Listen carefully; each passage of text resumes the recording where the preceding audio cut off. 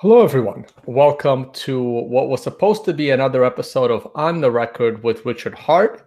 Unfortunately, Richard is not with me today.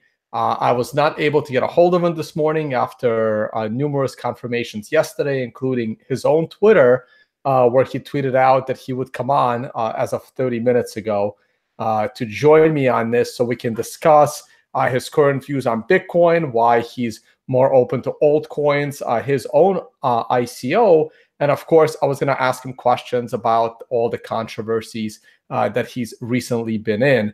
So because he is not able to join us, I do have another guest that will help me shed a little bit of light on Richard Hart because he has interviewed him in the past. I'll bring that guest in a little bit later.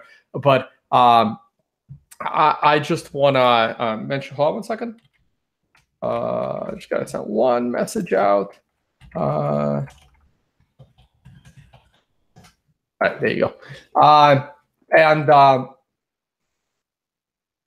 We will, I'm still going to look. If I spent a bunch of time last night looking into Richard Hart, listened to the video that he did when he said that he's more open to altcoins. I glanced at his website for his ICO. I took a look at some other things. And if I'm going to do this much research, I'm going to do a podcast about it because I really have no time to waste. So I'm going to go straight to screen share. Just going to do a little bit of a background here. So this is Richard Hart's Twitter. As you can see, he has a decent amount of followers. He also has a YouTube channel with a decent amount of followers. In fact, his YouTube channel actually gets more views than even my YouTube channel on his average videos. He's getting in his last 4 videos, which he doesn't do that often. He is getting 25,000 to 70,000 views. That was the one with me. My version of this video got my standard 15 to 20,000 views. And he has about 26,000 subscribers, which is half the subscribers that I have. And he is getting approximately double the views, though right here, these were only 4.8 thousand views. Just a bit of a background there. And the links to everything I looked at last night, I didn't actually watch this, but I did take a look at this one. It's a YouTube channel between Richard Hart and Ivan on why Richard Hart is no longer a maximalist. And we have his ICO here. I guess I don't really, you know what? I'm going to bring my guest in. So my guest, it was a last minute text when Richard wasn't coming on. It was a last minute scramble. Let's see how this goes. I decided to shoot over a text to Chris DeRose of formerly Bitcoin Uncensored, maybe still Bitcoin Uncensored. Not really sure. There was wrapped up in his own controversy, not only over his podcast, but also over his general controversial stance. But he did have an interview with Richard Hart that brought Richard Hart into the mainstream, I guess, in the crypto space. And then he also interviewed John, who did a bunch of research on over Richard Hart as well. So Chris, go ahead and say hi, and then we'll take it from there. I'm going to say, what's up, party people? This is Chris DeRose. Thanks for having me on the show, Tone. All right. So let's start from the beginning, I guess. What's your, since Richard isn't here, and I did not want to turn this into a crypto scam episode where me and another person critique, I guess, things in the crypto space. This was going to be more of a back and forth. I guess we're turning this around a little bit. What's your, I don't really have an opinion of Richard Hart. I'm fairly neutral here. I'm fairly neutral on your controversies. I'm fairly neutral on Richard Hart.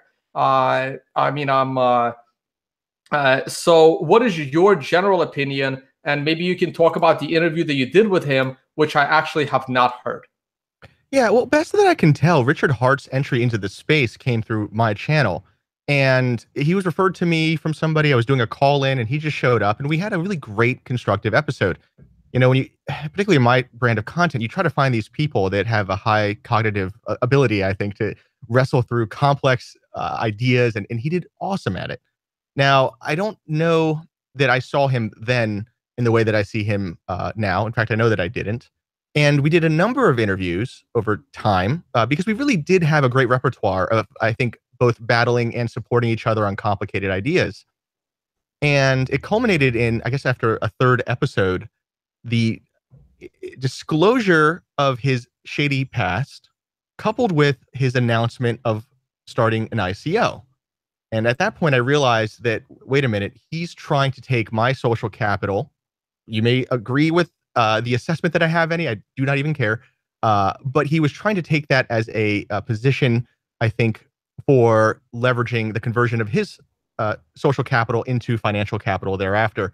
And I didn't want anything to do with it. I made it very clear that this guy, I think, was wanted, or is certainly of a history where he was a wanted man. And, reputation is very important. And so I made it clear. And from there, he acted strange.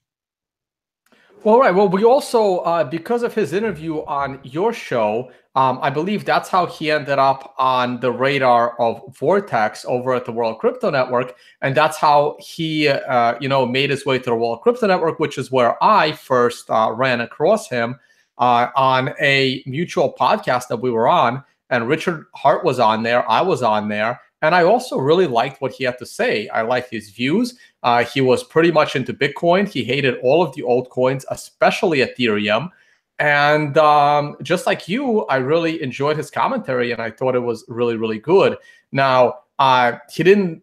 The difference between me and you is that I did have him on my show as well, where we specifically discussed the futures in Bitcoin from a financial perspective, and his ICO wasn't really brought up. So I never felt like he was using my audience in order to promote, his ICOs for personal benefit. So that's why I don't have that kind of a stance, which is why I remain fairly neutral. Yeah, well, you got to recognize, Tone, that in this space, we all appear in each other's show. We're trying to build audiences. We're trying to create trust. We're trying to guide people through the craziness. And so while he wasn't necessarily leveraging your channel for the purposes of abjectly marketing his ICO, he was trying to take people into his purview, under his wing, for the purposes of then later, I think, marketing his scams. So you really think this was all premeditated on his part from the very beginning? I think he's like all of us, where he kind of wants to amass some degree of credibility for the purposes of, setting forth on some venture in the future with a group that of like-minded belief. Now, I think the difference between people like you and I is that we have like this notion of like ethics and morality, or at least we have an idea that our reputation matters. But you have to remember, Richard is the spam king of Panama.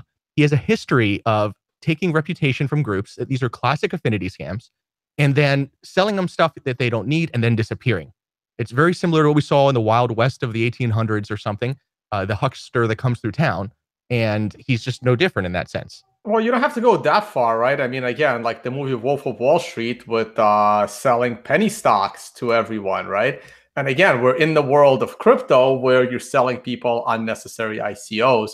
It's all pretty much the same thing. So what you're referencing is this piece from Panama, where he was accused of running like some kind of a spam. I'm not sure. Have you looked into this at all? Yeah, so this is one of those Bitcoin weird stories that, frankly, I love. I mean, this is like one of the greatest parts of being in the space. The best that I can tell, Richard got his start here in Florida. And the biggest regret I have in my relationship with him is not recognizing that he was a Florida man, because all of the signs were there. And like in hindsight, I'm like, of course he was from Florida. There's a dialect amongst Floridians that's so obvious. And I can't believe I didn't pick it out. In any case, he got his start here in South Florida, selling Viagra-ish products, very classic spam kind of stuff, in the early 2000s. And like that crime isn't even so bad, certainly by today's standards. But he was called to task for what he had done in the court of law. And then rather than answer and defend himself, he left the country to go to Panama. I don't know to what degree he owed people what. I don't think it was as simple as just the legal liabilities. There seemed to be a lot of complaints about him here. But he overstayed his welcome in America and certainly Florida, which is hard to do. He went to Panama. And then from there, it got weirder. In Panama, it seems that he got into real estate, but I don't know if it was just his brand of aggressiveness or what. It seems that the people he partnered with ended up being mega scammers, one of which I think tangentially was a murderer, even, and you can look this up, who seemingly, and I don't blame Richard for this part, but like this was the company that he kept, uh, murdered some people related to the people Richard was hanging out with, and then Richard's name got thrown into this murder plot at some level as at least a co-conspirator or a financier or an indifferent person. And to be clear, I'm not accusing Richard of murder or even conspiring to murder, but at least it was weird and needs to be referenced. Now, Richard says at this point that he himself was a victim, that he was kidnapped or his girlfriend was kidnapped, and he was forced to pay out some amount of money to the people who were involved in this kidnapping scheme.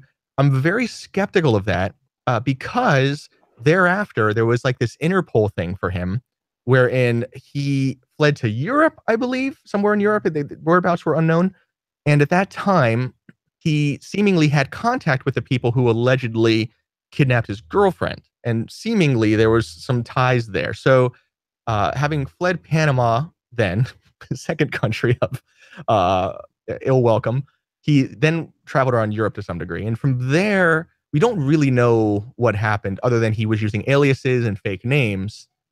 And he wants to be absolved of his past, and I think that even could be fair in some world, in some level, if he wasn't now going about what seems to be the exact same process of soliciting trust in people to sell them garbage products, which with Bitcoin, there's no accountability here. So I think we need to be especially sensitive to individuals who show up with shady pasts like that. Gotcha. That was a lot there. But like on a slightly side note, again, I'm always skeptical of other people's numbers. And the reason why I'm skeptical of other people's like viewing numbers is because I know my numbers are real, because I don't even know how to go out and find a way to fake my numbers. Like I don't know how to go get fake Twitter followers. I don't know how to go and get fake YouTube views. And I have double the amount of subscribers and significantly less views per episode. What do do these numbers jump out at you at any way? Yeah, absolutely. I mean, you can't forget that his past is, in fact, spamming. So he has no shame about going to the Black Hat forums and things like that and buying views. I've done this before, not on my channel. I did it to Dan, to Drop Lister. I know. I remember. Right. And so, like, it's very weird. It's not that hard to fake views. I haven't tried with YouTube, but with SoundCloud, it was like ridiculously easy. For like $20, I think I bought 50,000 views or something like that. And so at this point, I'm very skeptical, like you, when we have a pulse on the community, and yet we see this out of whack number. It really says a lot sometimes, because this guy came from nowhere. Here's something else I'll say about him. He cultivates a slave morality in his followers, where he shames people who have ambition other than his, and he shames ambition in general. So it's kind of, I don't know who these people are that are following him, but I don't want to use the word cult either. It's mostly people who I have to say might actually be of a very low cognitive ability to, like, I don't know, to have independence. It's like, it isn't our crowd. It's a very strange crowd, and you can see the rare times that they do show up, and it is rare. Again, commensurate with his numbers, they really shame people for trying. It's like a very specific pathology that he's cultivated. Yeah, no, and that's an interesting way of looking at it. I will say that some of his interviews, he did attempt to do good, right? I mean, he did try to debate that red guy who I find unreasonably annoying, to the point where if anyone almost got a block from me, it was him. He did try to debate Roger Ver, and there were a couple of other podcasts. Like I said, I actually do enjoy listening to him speak about Bitcoin, because he seems to have the right view on it. So we already went over your interview with him. To sticking with the past, right? There was this article written by, where is it here? Nope, that's his ICO. So this one here. So who wrote that? You interviewed this guy, right? His name is John? Oh yeah, John's wonderful. Right A here. quick word on the Bitcoin Gold guy, Rhett. Rhett Yeah. hangs out in the Briar Patch. I like Rhett. I understand why he may be. We can have a whole conversation about why he is or isn't a good person and why you may not like him. But something I will say about Richard's technique is he shows up, he decides to shame the community bad guys, which is fine. But I think that in doing so, he's trying to collect this notion of trust, this sort of virtue from people. He says to them, I am one of the defenders. I'm one of the good guys. Look at how I shame the bastions at our gate. And I think that that was part of his ploy, was to protect the kingdom so that now he's a protector of the kingdom. And at this point, he has the ability to convert that social capital into ICO Well, shitcoins. other than the ICO part, but like, how am I different in that regard? Because I kind of do the same thing. Well, you first off have a history. Okay, you have a reputation. You and I both know you can hit a button at any time and scam a bunch of people, and you've never done that. And so you put your time in. Now, this guy, what we're talking about is over the course of like 6 months, maybe. So I think that time is the first distinction. I think the second distinction is, um, at the end, I don't know. At the end of the day, with you, I've always gotten the impression that you are here to stay, and I don't see you fleeing. I don't have see you fled other communities, and I've always seen you be accountable for your decisions. And people may not like that, but at least it tells me that you are a community member who has put in some skin into the game, and that's the difference. Thank you. Yeah. No, I have actually thought about fleeing, but if I do flee, it's not going to be with anybody else's money. It'll just be, hey, I decided to do something else. Yeah, that's fine. There's a big difference. Your reputation matters to there's you. a very big difference there. All right, so you did interview John after John wrote, what is this? Oh, that's not, okay, so I don't need this anymore. This was, let me move that over so I can have them next to each other. Nope, that one goes there, and this goes here. Okay, so John wrote this long piece after he thought that innocently mentioned to Richard about his, past, and Richard seems to have taken that, way further than John ever intended. So then John also took it way further, and the end result was John writing up a big blog post and then ended up on your show discussing it. So maybe you can talk about that. Yeah, so John is very controversial, but I really like him. The guy shows up in the Briar Patch. We have to have a reasonable conversation in this space at some level about the nature of making society whole, or about making the community whole. Like you and I have labeled, and certainly to even in a reasonable degree in many cases, the scammers, and certainly in the case that they deserve it, that is sort of the true state of things. But in society, we have this notion of making things whole. In any case, John shows up, and he really is this guy with a greater moral compass than most. And he's watching Richard, and he's seeing what's happening. He's trying to help the community.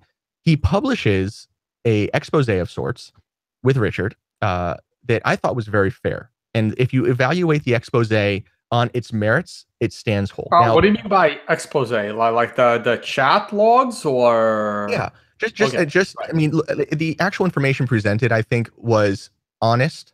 It was meaningful, and it was true. Now, I take John on the show, and I go over this with John, in part because I like the guy, and then also because it's true and it's of use to the community. And John and I just talk about general stuff because I like to bullshit with people and get to know people on my show. And John has some skeletons in his closet that are certainly controversial, and we can get into that or not. But regardless of how those skeletons were, he has made society whole in the eyes of the law, and he just seems to be like an exemplary person in any case that I can see. So now John puts this expose out, and of course Richard, rather than dealing with any of the points of contention, starts to attack John's character, which I find so ironic, given that here we have a guy, Richard, who's never bothered to make society whole with his allegations. Richard's a guy who flees from any opportunity to make society whole, and then he goes ahead and labels John the deviant, where John is the guy who has done everything that he can, as I might say, as a adolescent, to make society whole. So we can get into some of why John was labeled. No, we don't need to, but Yeah. to spell it out, because a lot of my audience is global. John got into some trouble in the past. John did some time, and he's been fairly clean and respected ever since, is what you're hinting at. 100%. And frankly, the nature of the crime, was nuanced enough to where I just don't think he deserves some of the, especially given, again, his making things whole, some of the criticisms that have been levied at him. Well, again, it's a similar thing with Roger Ver, who I also don't really hold his past that much, against him, because he also served his time. And granted, it's debatable whether what he did deserved or didn't deserve time. You can argue that one. That one was very debatable. I can argue both sides of that, actually. Well, what's interesting about Veer's crimes are that they were virtuous in a prior age, and they were unvirtuous now that he's in bad standing with some of the community members. So for me, that's been really funny, because there was a time when we would have celebrated his independence, and now it's almost like people are looking for an excuse to hate him. So the same thing that people rallied around as his virtue is now becoming some immoral thing that he did. Very funny to me. Right. Which is why I stayed away from it from the beginning, right? Like, 'cause I don't want to be seen as a hypocrite. Like, I never praised it as a virtue then, and I don't like hold it against him now. But I definitely see people switching sides here, which I'm not a big fan of. Agreed. All right, so let's get back to John. So how did that end? I mean, that's a 2-hour interview. I'm sorry, I haven't listened. I didn't listen to it. But anything interesting that come out of there? Yeah, so I mean, so you don't have to apologize. A lot of the stuff I've been doing lately has just been like kind of vlogging, kind of discovering an audience and topics that I like. And a lot of it too has just been building community and trust, and like hanging out with people that we like in the Briar Patch. So yeah, I mean, so John kind of just talked about the way he was treated, about the way he found out the information. Most of it was really about just John, and frankly, it was about like gender issues. Richard. No, a lot of it was about John. Like John and I were just hanging out. Like he's a cool dude. Like I just like him. Oh, you were interviewing like him. Like the main focus wasn't actually Richard Hart. The main focus of the 2 hours was John's background with some focus on Richard. Correct. And the focus on Richard is actually fairly minimal. Though John does get a lot of credit for uncovering this stuff. Richard's past. Yeah. And frankly too, like Richard, I will say to Richard's credit, like he gave John the information and then John ran with it. But I don't know to what degree the information, John was already close to the information. It's a little blurry. So. All right. On that note, all of these links will be in the description of my video. So, I mean, I have about 20 more minutes maximum. Let's talk about the ICO. Have you, like, I expected Richard Hart to be on here this morning and to explain this ICO to me, for me to then, ask some critical questions. So I actually did not have the time to look into the ICO that Richard is doing. Have you? Yeah, so I got the leaked version of the white paper at one point. I don't know if that's the current version. I haven't seen the revision since, and it was crazy. It was very classic, like Vitalik style time machine promoting, wherein we increase the complexity of the comprehension so that the people who don't understand are left having to assume that the proponent knows more than they do. And in doing so, again, this is like that slave morality kind of cultivation, wherein they then believe that, okay, well, I may not understand it, but you are the oracle and you understand it. That's one way to describe the paper. Another way to describe it too is that he does it both ways. I think that he tries to work at like 2 levels of comprehension in his audience. That would be the bottom layer, and then above that would be the layer that if you don't necessarily want to care about the technicals, you can at least understand that most people are stupid enough to trust me.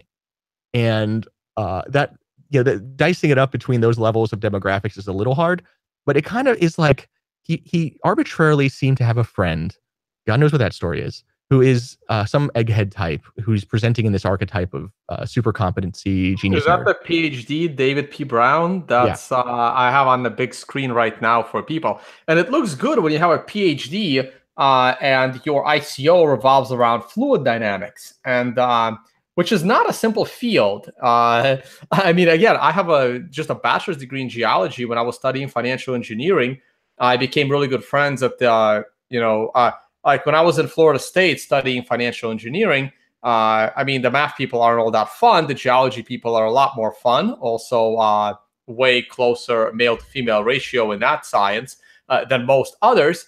And I was always like hanging out with the geology people and became really good friends with a hydrology professor. And I almost switched into hydrology. So this was going to be a bit of a field I almost went into. And this stuff is insanely like hard to comprehend. I'm actually happy I didn't. It would have been like a crazy life. And you're right. Like having a PhD in fluid dynamics looks incredibly credible. I like this idea of Liberty Life River, where Tone Vase is sitting there talking about fluid dynamics to people in this alternate universe. But that aside, yeah, he must have he seemingly you know how it happens in this field. Like he wanted to ICO first, so he found a need second, and I guess that was the lowest hanging fruit for him was this relationship he had with this guy David. So he clearly took from David some amount of work that had already been done on probably what was a failed project, and decided that he would shoehorn in a token scheme. And for me, it's hilarious because it is such a deviation from what's reasonable to do a computational fluid dynamics program. Like, how big can the market really be for this, let alone one that needs tokens? It seems like such a stretch. But I think what Richard's plan was to increase the complexity to the level that most people would defer to Richard or defer to the crowd in assessing its value. It's very, again, very typical stuff. It's not that different than Vitalik's time machine or even for my, Ethereum, for my estimation. And yeah, so I guess he then shoehorned in this tokenization scheme into this product, and he then got this guy on the show, and he made it like, look at my Oracle. It's very funny to me, frankly. Yeah, so there aren't much details here on what this token is used for. Documents. Well, how much do you know about the computational fluid dynamics software market? Nothing. Yeah. Well, I don't either. But what I do know is that these highly specialized, long tail software businesses are usually very relationship based. And there's usually a high software price with very few users. And they have like a conference or two per year where the people who need it meet. And they then typically follow like a leader of sorts. Like there's not a lot of, it's a shallow market. So there's not going to be a lot of options. And so I don't know how tokens are going to fit in this, but like you and I both know that if this stuff is open source, then all you're going to do, if there's any value here, is like fork the code to not need tokens. And then there goes your tokenization nonsense. Or if it's closed source, then why do we have tokens if not some elaborate, what's decentralized about it? All you're doing is I completely agree. And what Red hasn't figured out yet, that none of this technology is useful at all. So him wasting his time trying to fork it without the token or without the miner subsidy, nobody cares, right? Because the other token is pumping, and that's what people actually care about. So I agree with you. Like, I don't know what here would actually need a token, but I've been saying that about pretty much everything, and so have you on your shows that go back pretty much as far as my shows. Yeah. You want to talk about the space a little bit, or should we stick to the task at hand? I mean, I don't. Well, like, I don't know what else we can say about like again. I wish Richard Hart was here. I don't know what else I can say. I did not listen to this interview. I was hoping he would provide more details about his ICO token so we can actually discuss it. I also wanted to get his views on, I mean, I heard him say that he hated Ethereum at first, but now that he sees what Ethereum is good for, which is, stacking a house of cards on top of it with ICOs, that he's now, contributing to. And I think this is all going to end very, very badly. And the more people are building on top of Ethereum, the worse the crash will eventually be. I don't know what else we can say about Richard Hart's plans. He's also calling it a CFD token. Now, CFD in finance stands for credit for difference. And I don't understand how that applies, because a CFD is a paper derivative on top of an underlying asset. So you would do a CFD on top of Apple stock, let's say, and then you and I, Chris, would trade Apple stock as a CFD. And then whenever we want to break the contract, one of us pays the difference of the value change of Apple stock as an underlying asset. And neither you and I ever touch the asset. So it kind of takes us off of this regulatory space. And it's a very popular contract on Wall Street where two institutions can kind of enter into a CFD without touching the underlying asset. They're not very well standardized, which is why it's more of a They're not that popular, but they're popular enough to that we had to build risk models for them at Bayer at JP Morgan. You know, I'm going next week to speak to a high school about blockchain, and I'm a bit older than you, maybe. You're young. I And think. I think you're. I think we're about the same. we're about the same age. I think one difference between you and I, amongst many, is that I only finished. I think I stopped going to school when I was like 14 or 15, and then I went to work in the .com field, and I worked for OnlineTrading.com in the 90s, and I had front row seats to the entire bubble from my vantage point here in South Florida, which wasn't like a New York or Silicon Valley vantage point, but we were online enough to where I really got to see things.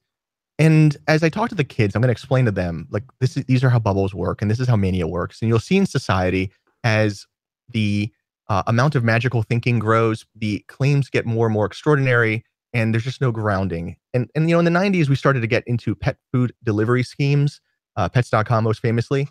And we're at that point in the space now where computational fluid dynamic tokenization schemes are being discussed without shame. And for me, I do think that is a precursor to the end. Now, the market can remain irrational for years from here. Particularly, we haven't seen Super Bowl commercials yet, I have to say. So that benchmark would probably need to hit a threshold. No, I thought we did BitPay about 2 years ago. Oh, you're right. But, well, no, did they do a Super Bowl commercial? Yeah, they did. Interesting. Okay, so maybe we're here towards the end. I saw this. I think it was Super Bowl. It was definitely during the college games. Maybe I'm thinking that college football game, the College Bowl that they sponsored. But I do think there was one. I think there was a Super Bowl commercial. I think so. Mike in Space sent me. I think it was like a Sylvester. I'm trying to look it up now. A Sylvester Stallone Bitcoin conference thing in Canada. What is this? I haven't heard of this. Is that gonna happen? Or it's a Bitcoin and real estate conference, because you got to throw all your scams together, maybe. And so I think Sylvester Stallone was the headline for this, and like, without shame, he's just like, this is our get rich quick program, $50, and you can learn how to get rich quick today. Yeah, here we go. Was it Sylvester Stallone? It's Pitbull, Sylvester Stallone, and can you shoot me the link in either Telegram or the Hangouts? Yeah, absolutely. Here, I'll pull that up.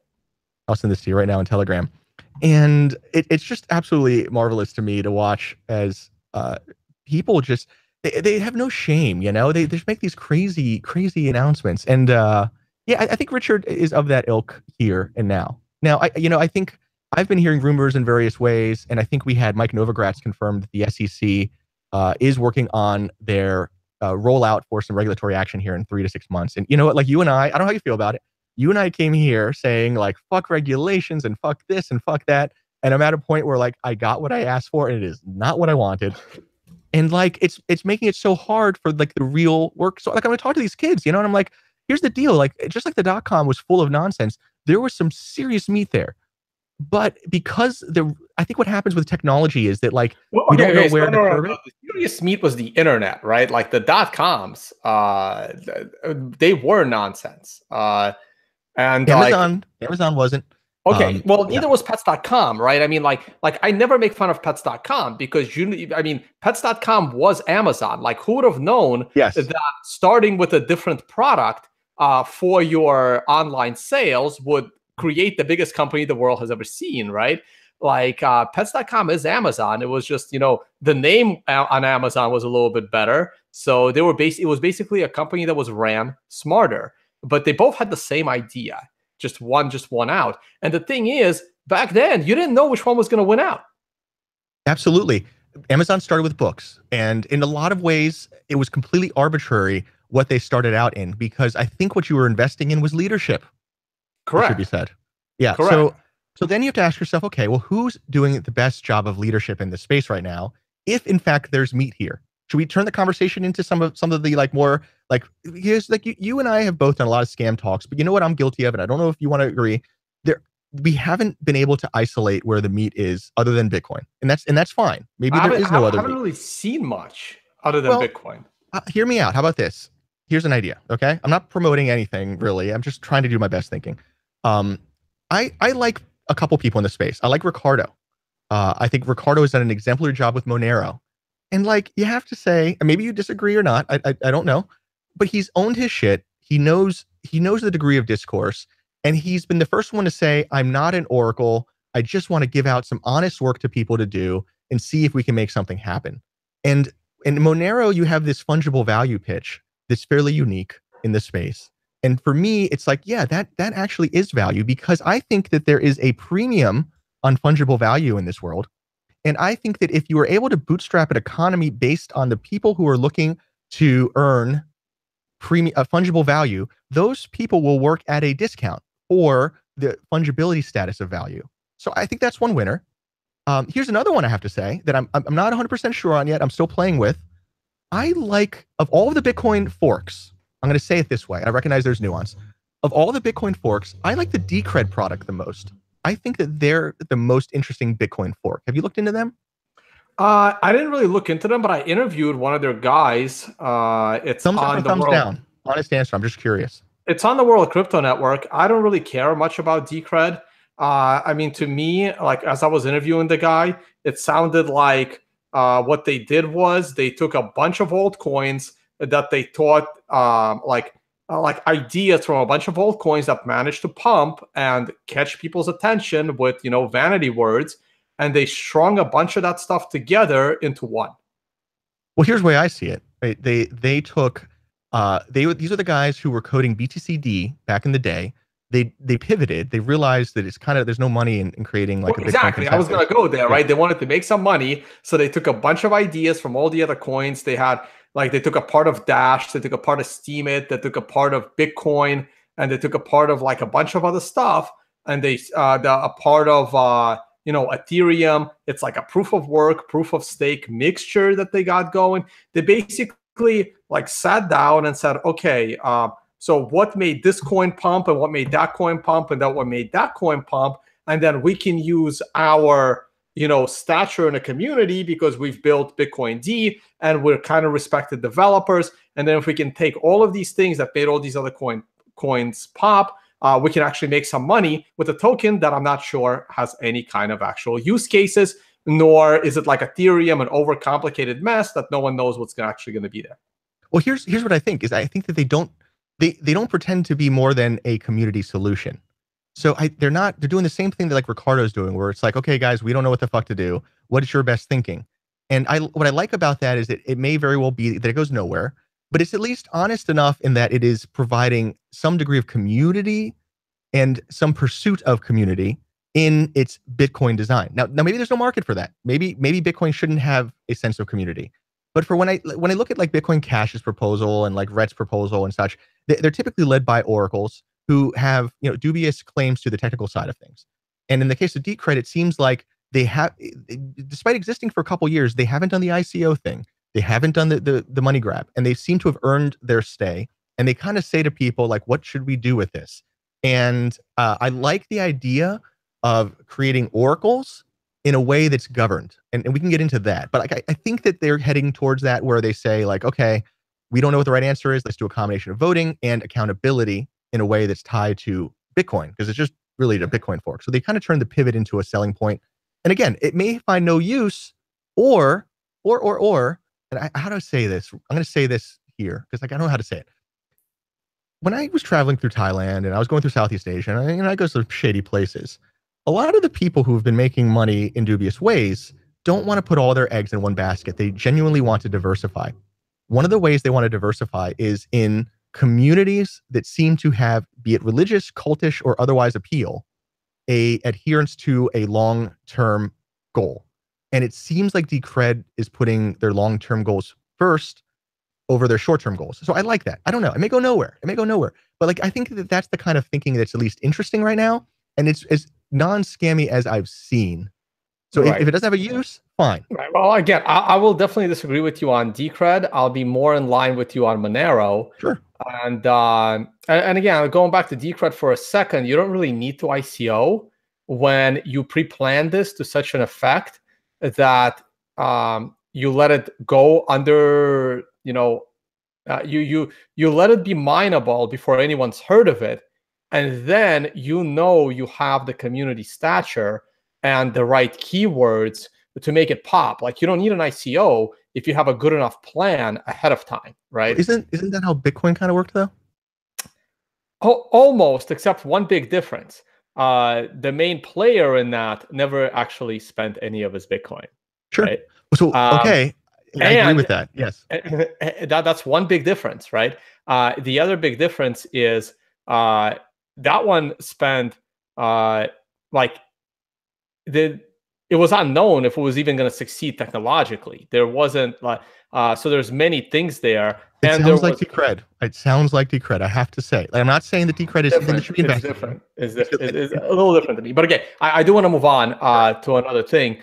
Oh man, I already lost my train of thought a little Oh, by the bit. way, I don't own any Decred. Just to throw it out there, I do not own. I may buy some, but I do not own any, whatever that's worth. Okay, so even if that's true, right? Even your best thinking has thrown out 2 additional projects out of what, thousands?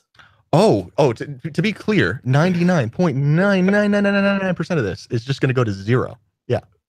Right. And this is what I try to explain to people, that like even if something by a giant miracle surpasses Bitcoin, which I don't believe is possible. Now, a better possibility is something will also survive to the point where it becomes significantly viable and lucrative to be in on the ground floor. The average person in the world has no idea what that other thing is going to be. Yeah, sure. Like, so try to convince any other person that you know which of the 3,000 alternatives is going to succeed is just crazy. Well, but hold on, Tone. Isn't that like your value and even my value in the market is to say to the people watching, like, we've looked through this, we've specialized, we put a lot of time into it, and like, of all of the things, here's the top 3. So like, maybe would you say that if that's perhaps at least interesting to you, what are your top 3? Right. Well, my top 1 is Bitcoin, and then Litecoin and Monero are coming in at very distant 2 and 3, and more so as testnets, right? So even though I don't consider them scams, I'm like, the Bitcoin should outgain those projects, right? So holding your money in Bitcoin long term should outperform both Monero and Litecoin, but the probability of Monero and Litecoin going to zero is significantly smaller than any other alternative. So is the reason you like Litecoin its leadership? No, the reason I like Litecoin is because a lot of Bitcoin core devs also program for Litecoin, but none of them. Not leadership? Sure. If that's your definition of leadership, then yes. What is your definition of leadership? Like someone standing with a microphone, like a Charlie Lee or a Roger Ver. Okay, I think programmers are generally leaders. They're people who stand in the front of the group and say, this is the way to put this widget here, and that's what they do. But that's dicing hairs. That's fine. Yeah, I do think we'd be doing a better service for the community at this point in this field of scams, saying like, look, here's the deal, guys. I've looked at all this shit, and it is shit. This is the best 5 or something like that, or the best 3. Granted, I've only found 3, and you know what they are. And then I guess Richard has decided that Bitcoin and Monero is the one that we both have. And then you're going into Decred and I'm going into Litecoin. But again, these are not, I'm not saying they're good investments. I'm just saying that I see how these coins can actually survive long-term. That's all I'm saying. Here's another question for you. Do you think you're a better leader by promoting the efforts of a team or by soliciting people to invest in yourself? Meaning, you and I are talking about not starting our own scams, but instead joining an existing scam. And what do you think is a greater leader? Because I feel like with programmers, like, they take these components and they put it into the whole. Sometimes I feel like the people that are number 2 to the project, or the people that are coming like second or third, they're often doing a better job of assessing the crazies of the world and saying like, no, Richard Hart's a crazy. This person's a crazy. But this guy, Peter Wheelie, he's not a crazy. That might actually be where like we're adding value in our space in the community. Well, here's the thing. Here's how I would like to add value one day, and I'm not ready for that yet because I'm not ready for that financially yet. I would like to sponsor a core developer. I would like to sponsor someone and pay them to exclusively work on Bitcoin. And therefore, I know what's going on because I got my guy in, and it would have to be someone that I vet. It was like again like a Peter Willa, like again someone that like Jimmy Song is now getting into this because he's working with Blockchain Capital, where they're funding his effort to start another one of these incubators to support some core developers, right? So the way I would contribute is, because I'm not technically capable of contributing code, therefore all I can do is maybe start a little office and pay 1 to 3 developers to exclusively help Bitcoin. And therefore, I would know much better what's going on because those developers will be looking at the code and, letting me know what the hell is happening. Yeah, that's perfectly fair. So that's how I would be looking to potentially lead in the community, by putting my money where my mouth is to helping develop Bitcoin. Well, let me ask you something then. Reluctantly, we've looked at Dash, and I think that I can talk about Dash for a long time, and you and I both agree it's a scam. To be clear. But one of the things that they've successfully done is figured out how to get money into the door, be it through illegitimate purposes or otherwise, into the door to pay for marketing, to pay for development, to pay for this kind of stuff. It could be said that one of the difficulties that Bitcoin has, and not an illegitimate one, is that there has been no mechanism to pay its developers other than through efforts such as MIT, Blockstream, etc. Right.